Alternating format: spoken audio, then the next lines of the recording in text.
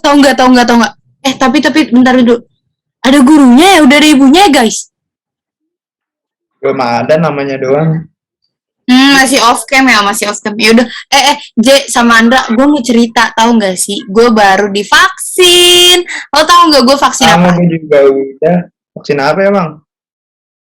Vaksin Sinovac. Beneran Sinovac?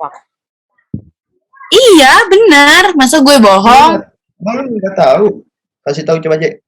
Ih, Sinovac tuh kalau kata tetangga gua tuh, dari kata-katanya aja itu Sinovac sama dengan no vaksin. Itu.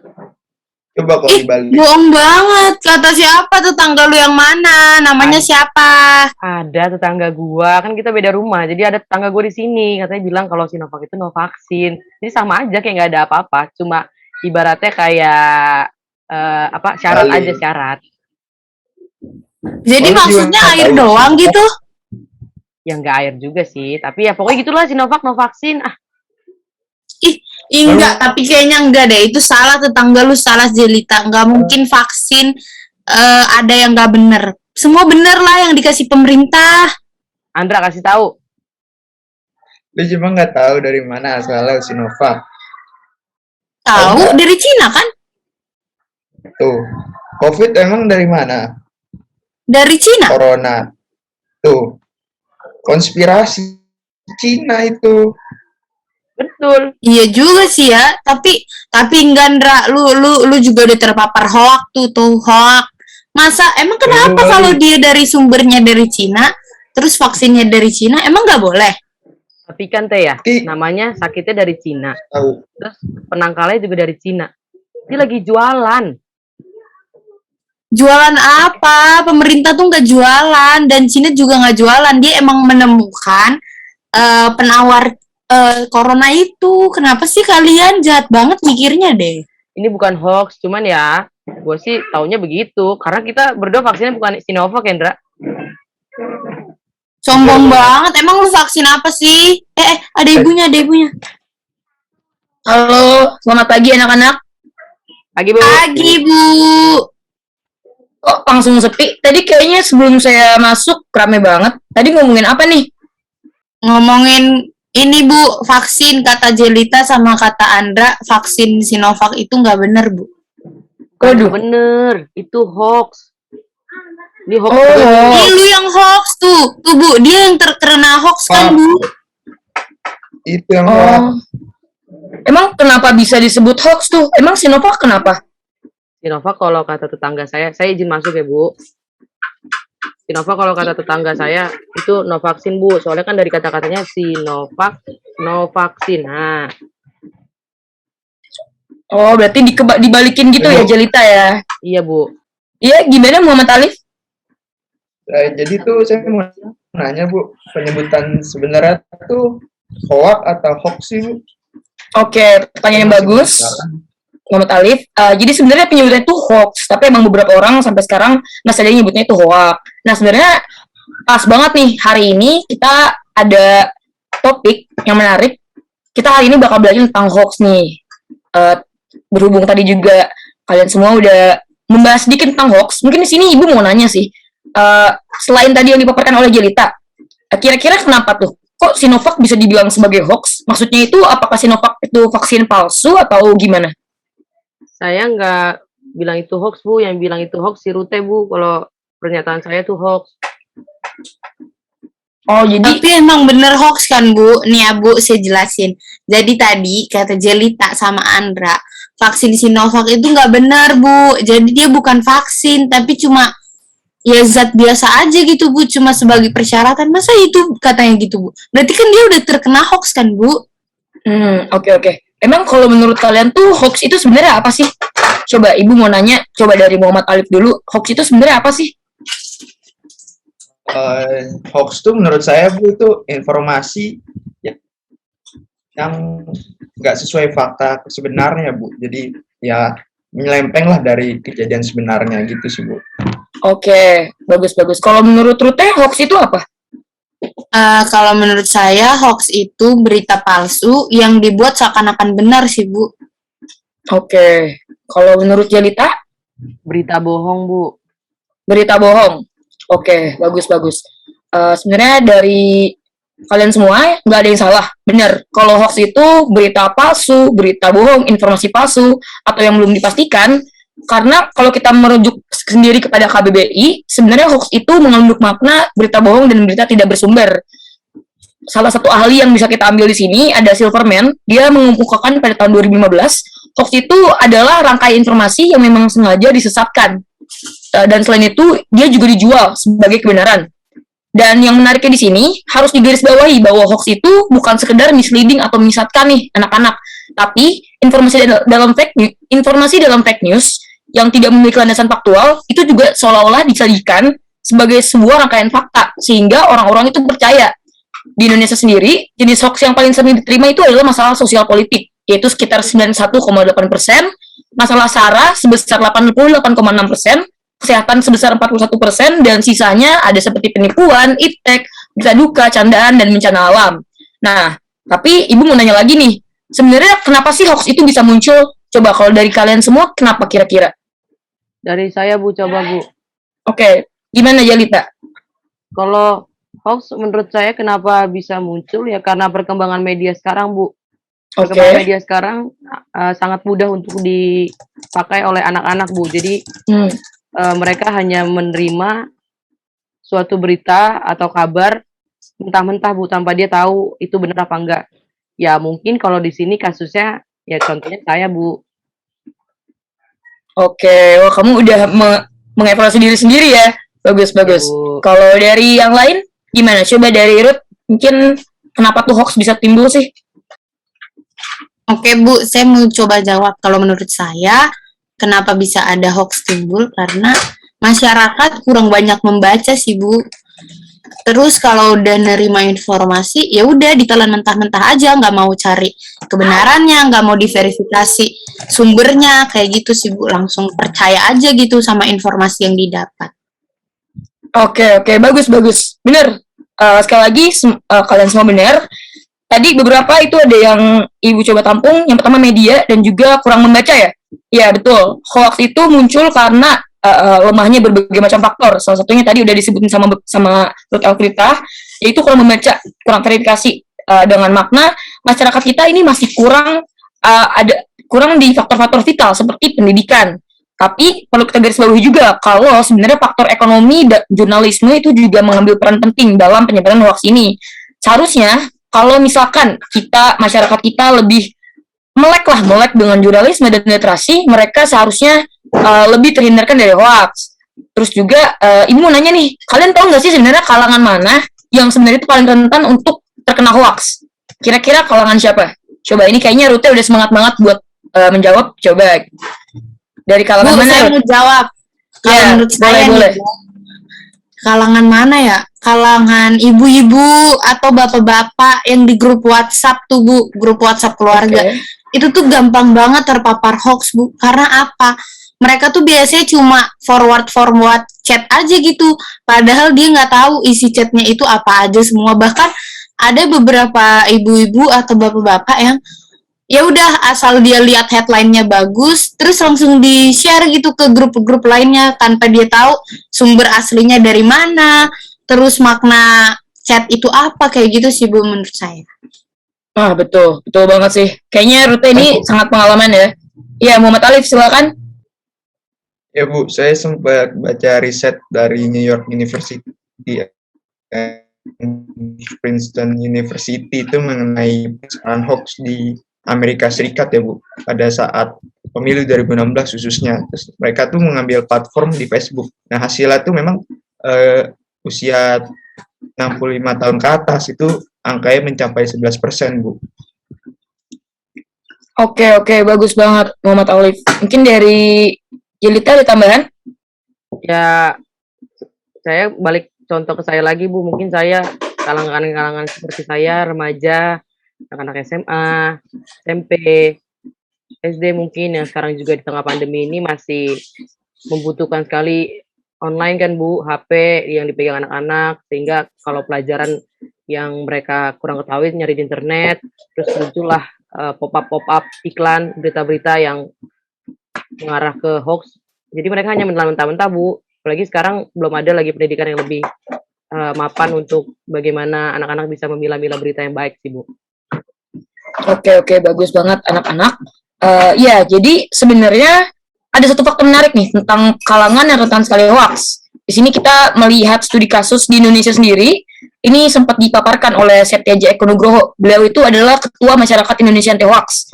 Dia adalah salah seorang yang mendeklarasikan gerakan bersama anti hoax. Dan dari fakta tersebut sebenarnya generasi milenial itu generasi yang paling rentan loh. Jadi kalian-kalian ini merupakan generasi yang paling rentan.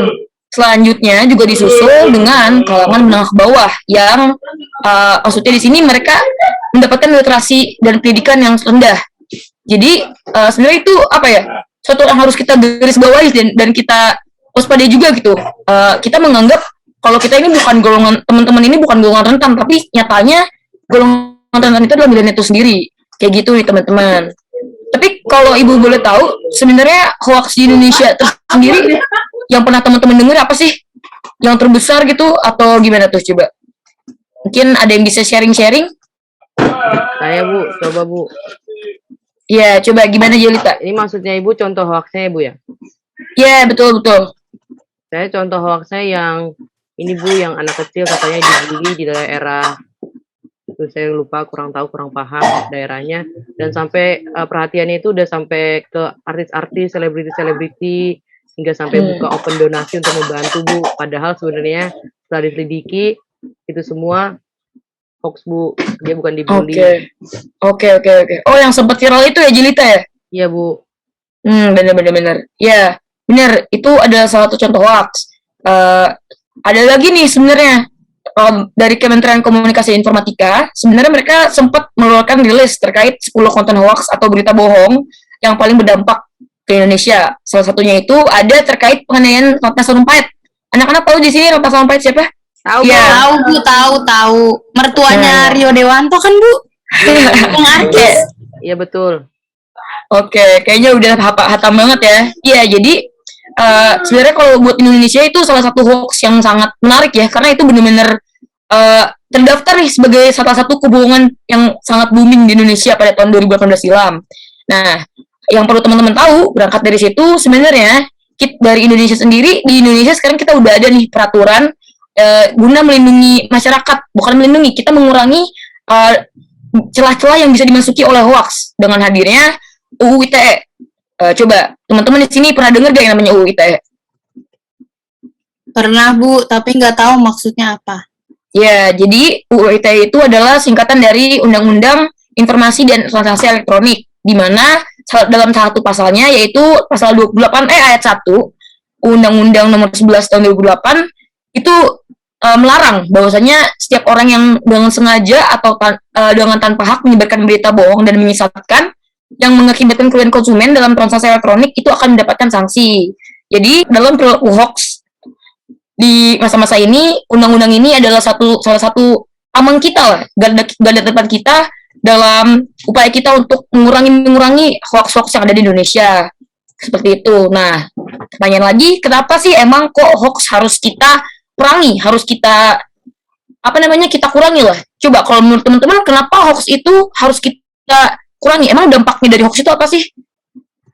Ya, saya Bu. Ya, coba silakan Muhammad Alif. Kebohongan tuh jadi gampang tersebar, Bu. Jadi Ruth atau Jelita? Coba saya, Bu, ya. Atau Oke, siapa boleh, nih, boleh. J? Gua apa lu dulu nih? Dulu Teh. Ya, coba Rete dulu. Ibu tadi pertanyaannya apa, lupa? Ya, kenapa sih sebenarnya hoax itu harus kita perangi nih? Maksudnya, emang dampak apa sih yang diberikan oleh hoax sampai hoax itu harus kita kurangi? Coba, Ibu mau dengar pendapat dari Rete.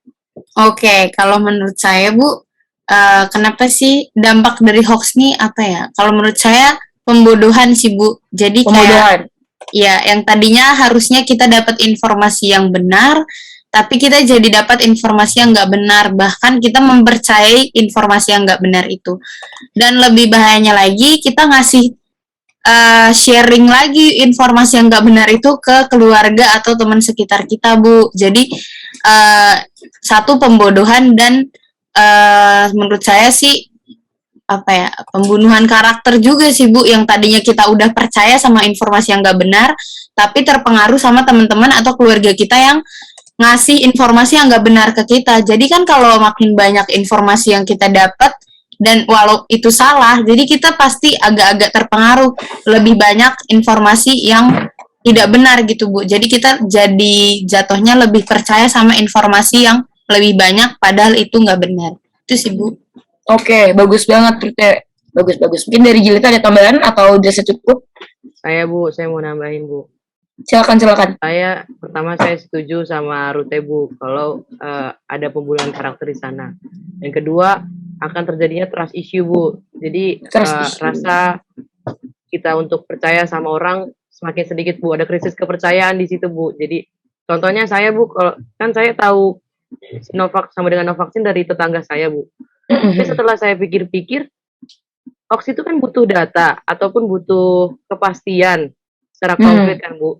Sedangkan kalau ditanya sama orang kejelasannya gimana, tahu dari mana, saya cuma bilang dari tetangga saya Bu. Dia juga mikir itu bukan suatu yang bisa dipercayai, apalagi tetangga saya saya nggak tahu dia dapat dari mana, grup WhatsApp keluarga kah atau apakah apa segala macem. Itu sih Bu, krisis kepercayaan kalau dari saya Bu. Oke, bagus banget Jelita. Nih kayaknya Jelita langsung sekaligus belajar nih karena kita ada kelas hari ini ya. Ya, jadi di sini sebenarnya betul hoax itu pastinya dia memberikan dampak negatif. Kenapa hoax itu harus kita perangi? Karena tadi kontennya hoax itu seringkali berisikan hasut dan fitnah. Selain itu juga teman-teman harus paham bahwasanya di dalam hoax itu biasanya ada provokasi dan agitasi yang secara negatif, di mana hal tersebut menyasar emosi masyarakat dan dapat menimbulkan disintegratif bangsa. Nah, sejauh itu, separah itu, tapi nyatanya di masyarakat hoax itu seringkali dianggap sepele. Padahal tanpa masyarakat ketahui, sebenarnya hoax itu merupakan propaganda negatif anak-anak. Di mana di dalam propaganda negatif tersebut sebenarnya ada suatu sistematis yang emang sengaja menyasar supaya masyarakat itu persepsinya itu terbentuk, dimanipulasi pikiran dan kognisinya, sehingga masyarakat secara langsung dipengaruhi dan membuat perilaku mereka itu reaktif terhadap stimulus yang diberikan oleh hoax tersebut. Biasanya itu akan menimbulkan kepada kericuhan dan pertentangan sih yang tadi. Itu bakal menimbulkan suatu bentuk disintegratif sih. Dari hal yang sangat-sangat kecil, tapi coba deh teman-teman pikirin dampaknya bisa sampai ke disintegrasi bangsa. Nah, itu kan bahaya banget teman-teman. Oleh karena itu, hoax itu adalah suatu hal yang harus kita kurangi dan kita perangi sih sejauh ini. Tapi teman-teman sejauh ini tahu nggak sih sebenarnya gimana sih cara kita supaya terhindar dari hoax? Coba Ibu mau dengar. Ini semuanya harus jawab ya.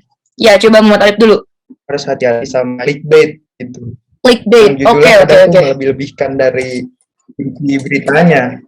Benar. Berarti kita harus berhati-hati dalam judulnya aja. Benar. Oke. Bagus. Muhammad Alif.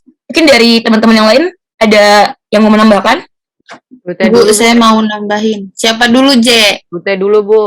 Oke, Bu. Kalau menurut saya caranya itu banyak membaca sih Bu, jangan malas. Kalau udah terima informasi, jangan langsung telan bulat-bulat, telan mentah-mentah, tapi dilihat dulu tuh Bu, informasinya itu dari siapa, sumbernya itu terpercaya apa enggak. Terus pesan informasi itu tuh masuk logika kita apa enggak. Kayak salah satu contohnya tuh keluarga Akiditio ya Bu ya. Masa satu keluarga ngirim triliunan gitu buat COVID, kan itu nggak masuk akal banget Bu. Kalau ratusan juta itu mungkin dia keluarga konglomerat yang punya hati nurani yang sangat baik, tapi ternyata dilihat aja nih Bu dari seserahannya gitu ya Bu ya, yang ada kotak-kotaknya itu Bu. Nah itu tuh kayak nggak masuk akal aja sih menurut saya itu, dan itu udah bisa dibilang hoax sih Bu, karena sangat-sangat tidak logika aja itu sih Bu. Jadi kita harus perbanyak baca dan jangan males buat memverifikasi data menurut saya. Bagus banget Rute.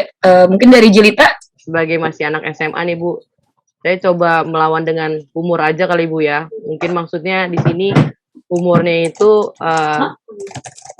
kita nggak harus menelan semua berita itu secara serius gitu. Lawan aja dengan humor. Mungkin mereka bercanda, jadi tidak gampang gitu masuk ke dalam hati kita atau pikiran kita, Bu. Itu sih Bu kalau dari saya, Bu. Oke, bagus banget nih jawaban Jelita, jawaban yang sangat inovatif. Bu, tapi saya Nah. mau nanya, Bu. Gimana? Mau nanya, sebenarnya ini diskusi aja, Bu. Kalau Oke. misalnya kita sebut penyebaran hoax ini sebagai sesuatu yang sama dengan teroris, menurut teman-teman dan Ibu gimana, Bu? Oke, pertanyaan yang bagus banget Jelita. Mungkin coba Ibu jawab ya. Jadi sebenarnya kalau kita bilang sama, sebenarnya itu nggak bisa disamain Jelita. Namun emang dalam kasus terorisme, hoax ini sering dijadikan senjata mereka. Seperti yang tadi Ibu udah bilang, sebenarnya hoax itu kan merupakan suatu propaganda negatif ya. Dimana dalam kasus terorisme, kita contoh ambil ISIS ya. Sebenarnya sempat dilansir ini Jelita di CNN Indonesia, bahwasanya dari ISIS tersendiri, mereka itu sebenarnya salah satu jalur mereka itu di mana sih? Ternyata terbongkar bahwasanya pasukan mereka itu ada di Twitter sebesar 26.000 pasukan. Ini nanti kalau misalkan Jelita mau belajar lebih lanjut, nanti bisa Ibu kirimkan sumbernya dari CNN Indonesia. Dari itu dan 26.000 pasukan ini mereka menyebarkan propaganda negatif. Salah satunya hoax tadi untuk menarik perhatian dan membentuk persepsi masyarakat terhadap mereka. Kurang lebih seperti itu Jelita. Mungkin dari teman-teman yang lain ada yang mau menambahkan? Jelas, Bu. Oke. Cukup, Bu. Bu, Oh, Boleh Muhammad Alif. ini bukan terorisme sih Bu, cuman ya menyangkut paut dengan peperangan juga. Kan setahu saya tuh konflik antara India Pakistan tuh juga sempat memanas ya.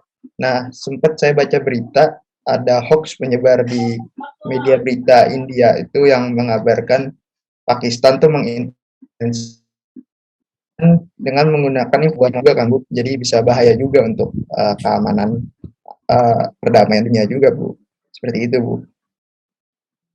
Oke. Iya, bagus banget Muhammad Alif. Nah, mungkin kalau untuk pertanyaan Muhammad Alif, ini nyambung banget nih sama yang dari tadi kita kita bahas terkait sebenarnya gimana sih upaya terhindar kita dari hoax. Tadi teman-teman juga udah bantu jawab kan, satunya kita harus berhati-hati, terus harus tingkatkan literasi dan juga verifikasi, dan juga tadi ada jawaban yang menarik nih, kita lawan aja dengan humor, jangan dianggap serius. Nah, dalam kasus itu Muhammad Alif, sebenarnya kalau dari Kominfo kita itu sebenarnya ada beberapa langkah nih untuk kita nge-combat si cara-cara hoax ini. Yang pertama tadi coba cermati alamat situs yang tertera, foto-foto yang tertera, siapa yang mengeluarkan berita tersebut, dan coba pahami lagi sebenarnya di balik berita tersebut apakah dia ada kepentingan. Seperti itu yang pertama, cermati. Dan yang kedua, ini benar sama yang dikatakan Rute, periksa fakta, verifikasi datanya. Apakah data ini benar? Coba dibandingkan dengan data-data pendukung yang lainnya. Seperti itu. Dan juga yang ketiga ada tingkatkan literasi dan diskusi. Jadi di sini teman-teman jangan nerima informasi cuma dari oke lah nerima nih, tapi ya udah diterima. Teman-teman juga harus terus nih bandingkan dan coba dicermati lagi dengan literasi yang ada. Mungkin teman-teman bisa ngambil dari jurnal-jurnal internasional, jurnal-jurnal PBB dan sebagainya. Seperti itu. Dan juga jangan lupa untuk diskusi dengan orang-orang yang teman-teman anggap dia kredibel, seperti misalkan akademisi atau mungkin dari komunitas-komunitas anti hoax. Seperti itu penting. Dan yang terakhir, teman-teman jangan lupa salah satu cara yang paling penting untuk kita mengkombat hoax adalah dengan lapor. Di sini di Indonesia sendiri ada nih 2 cara yang menurut Ibu ini cukup mudah dan efektif juga dalam kita melakukan pelaporan terhadap hoax. Yang pertama, kita bisa melaporkan melalui Kominfo nih, melalui email aduan konten. Nanti untuk emailnya itu nanti bisa Ibu share ke grup. Jadi nanti teman-teman tinggal buktikan aja screenshot atau bukti bahwa ini tuh sebuah konten yang misleading dan dilaporkan ke Kominfo. Jadi nanti dari Kominfo akan menindaklanjuti. Dan selanjutnya juga udah banyak kok komunitas-komunitas seperti masyarakat anti hoax yang mereka juga menyediakan layanan yang untuk membasmi hoax. Contohnya turn back hoax. Teman-teman pasti pernah dengar kan turn back hoax. Itu dari komunitas masyarakat anti hoax. Jadi sebenarnya 4 itu sih teman-teman kalau yang bisa kita sama-sama lakukan ya, dan itu juga udah direkomendasikan juga oleh kementerian kita. Jadi menurut Ibu sebenarnya ini adalah hal yang topik kita hari ini sangat menarik karena ini merupakan yang tadi, ini adalah suatu hal yang sangat dekat dengan kita, tapi seringkali dianggap sepele. Padahal kalau kita lihat lagi dari diskusi kita tadi, dampaknya jauh banget. Mungkin dari yang tadi kata Jelita, yang anak yang menipu Indonesia, terus dari Ratna Sarumpait, atau bahkan tadi dari Muhammad Alif. Muhammad Alif itu sampai konflik keamanan, itu kan suatu hal yang udah sangat urgent kan. Dan bahkan hoax itu bisa menciptakan sebuah disintegrasi bangsa. Jadi sebenarnya itu aja sih kalau untuk yang bisa kita bahas terkait hoax ya. Mungkin dari teman-teman ada pertanyaan lagi kah? Atau mungkin untuk pemaparan kita hari ini bisa dicukupkan? Karena habis ini ibu ada tugas buat kalian. Jadi biar kalian ngerjainnya lebih fokus, mungkin kalau udah kita langsung beralih aja ke forum ini ya, forum e-learning. Asinkronus Gitu. ya Bu. Iya betul, asinkronus. Ibu, saya mau nanya. Mau nanya mastiin.